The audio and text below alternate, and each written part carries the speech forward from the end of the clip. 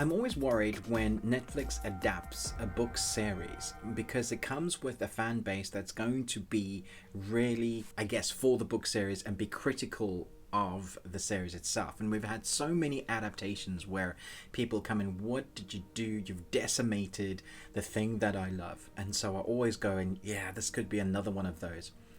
Having watched the series, I have to say, I'm very excited to see what the fans think of this. The book series is now in my Amazon list. I'm hoping that the adaptation is what they want. But for everybody that hasn't read the books, honestly think you're in for a treat. Let's jump in. Caught between two warring clans, the son of the notorious witch responsible for a deadly massacre tries to find his place in the world and his powers. So Jay Lecurgo, probably designating his surname, plays Nathan, and he is really our main protagonist. There are two class factions of witches in this series. We have the Fairborn witches, which is classed as the highborn, the people that are the best of the best, they have the best bloodlines and the best magic. And then we have the Blood witches, which is the ones we spew and the ones we actively seek out to kill because they're bad and evil. And so we have the separation of classes, and really I guess it's racism, and it shows that as part of the main story. Now I do get the feeling that we have massive bits that we're missing out from the story, which has made me want to go and read the books. But it doesn't take away from how fun and entertaining the series is. And that mostly comes down to our three main protagonists. We have Jay Lacurgo, who I mentioned is Nathan. We have Nadia Parks, who's Annalise, who plays the sort of best friend love interest. And then we have Isabel Jesper Jones, who plays Jessica.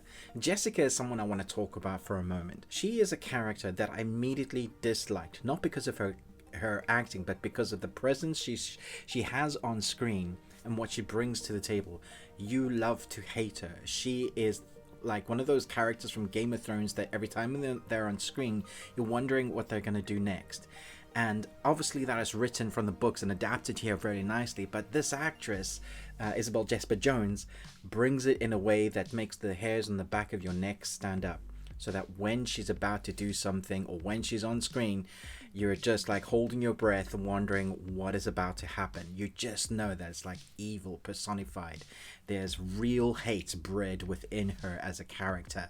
And it's fantastic to watch and it's creepy to watch. There are other bad guys, there are other factions that you feel that are evil, but with her character, you're just like, oh my gosh. She is one of those that elevates the goodness of the good guys. And it's also one of those you don't kind of know who are good and bad. And really there is good and bad on both sides. It's the story that is reflected here. Good people are good, but they also have bad tendencies. Bad people are bad, but can be elevated to be good as well. And that is showcased amazingly here. I also, the whole time, was thinking, I guess this is a sort of Harry Potter series, but for adults. What I mean by that, because I know adults love Harry Potter, I do as well. But this is like, it's a proper adult series. When it's gory, they don't hold back. When they're using their powers, like as you would see, you use a magical ability or a potion, you get to see how those react with the human body. Someone's special power could be to explode a body. You would get to see that on screen. Someone who is a blood witch has the ability to eat people's hearts. There's so much grossness, but it shows it on screen, and I was like, woohoo, gore, guts. And it was just great to see magic being used that feels like it's integrated into the world so well that it's just always been there. It's been a part of it. So even though it's part of the human world, the magic and the witches is all very well established. Everything, how they use it, to apocryphy, to a person's fingertips. My wife pointed it out to me. There's this one guy that messes, probably my favorite character in the series actually, messes with potions. And you see his hands all like messed with different types of color on his fingertips, something that can even easily just pass you by. But it's a little add to the nuance of the storytelling and the love that has gone into creating this series that adds to elevate the series so much more. So things like that just elevate. And then the use of magic and how they show it, not just from the gore or the perspective of, hey, this is for adults, Harry Potter for adults. It's the background of the magic, the history that they give. in little bits of conversation without doing exposition, that you kind of just fall in love with the characters, because every time they say something, it's interesting, but it's not exposition. The story is moving forward. So here we have a character, Nathan, who his heritage is that his father was evil, was bad.